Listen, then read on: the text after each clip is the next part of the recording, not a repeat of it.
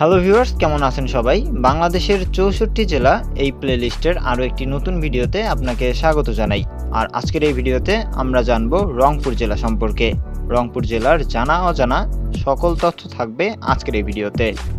রংপুর জেলা কবে গঠিত হয়েছে, এই জেলার ইতিহাস কি এবং এই জেলার নামকরণ করা হয়েছে কিভাবে, সকল তথ্য জানতে হলে আমাদের এই ভিডিওটি সম্পূর্ণ দেখতে থাকুন। So let's play the video.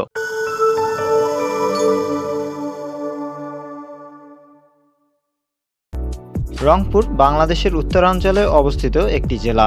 Rangpur একটি বিভাগীয় প্রশাসনিক জেলা। রংপুর জেলা প্রতিষ্ঠিত হয় 1769 সালের 16 ডিসেম্বর এবং 1772 সালে এটি একটি জেলা হিসেবে স্বীকৃতি লাভ করে। রংপুর জেলার জেলা কোড 06। নামকরণ। ডিয়ার ভিউয়ার্স, ভিডিওর শুরুতেই চলুন জেনে নেওয়া যাক রংপুর জেলার নামকরণের ইতিহাস। রংপুর জেলার পূর্ব নাম ছিল রঙ্গপুর। সাধারণ মানুষের মুখে শোনা যায় রঙ্গপুর থেকেই রংপুর নামকরণ করা হয়েছে এই অঞ্চলের। কিন্তু ইতিহাস ঘাটলে জানা যায় উপমহাদেশে ইংরেজরা নীল চাষ শুরু করে, কিন্তু চাষিরা নীলকে রঙ্গ নামে জানত এবং সেই জন্য তারা সেই অঞ্চলকে রঙ্গপুর নামে ডাকত, যা পরবর্তীতে রংপুর নামে পরিণত হয়। আরেকটি তথ্য অনুযায়ী জানা যায় মহাভারতের সময় প্রাক জ্যোতিষপুরের রাজা ভগদত্তের রঙ্গমহল ছিল এই অঞ্চলে, আর যার ফলে পরবর্তীতে এই অঞ্চলের নামকরণ করা হয় রংপুর নামে। 1971 সালে যুদ্ধের সময় এই জেলা 6 নং সেক্টরের অধীনে ছিল। রংপুর জেলার মোট আয়তন 2400.56 বর্গ কিলোমিটার। রংপুর জেলার পশ্চিমে দিনাজপুর এবং পূর্বে কুড়িগ্রাম জেলা অবস্থিত।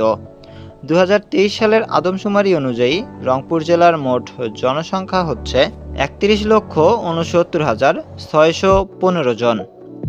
এই জেলার উপজেলা সংখ্যা 8টি এবং উপজেলাগুলো হলো রংপুর সদর, গঙ্গাচড়া, কাউনিয়া, পীরগাছা, মিঠাপুকুর, বদরগঞ্জ, তারাগঞ্জ ও পীরগঞ্জ।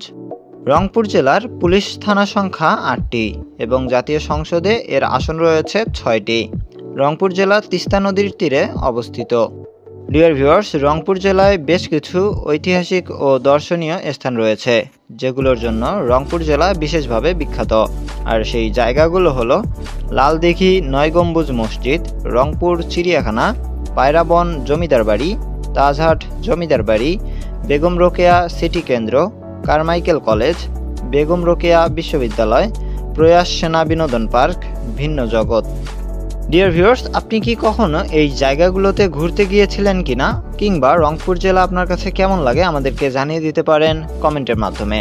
এছাড়াও আপনার নিজ জেলা সম্পর্কে এমনই ভিডিও পেতে হলে অবশ্যই আপনাদের জেলার নামটি আমাদেরকে জানিয়ে দিতে হবে কমেন্টের মাধ্যমে। সো কথা হবে অন্য কোনো দিন অন্য কোনো ইন্টারেস্টিং ভিডিও নিয়ে। সে পর্যন্ত ভালো থাকুন, সুস্থ থাকুন, আমাদের সাথেই থাকুন।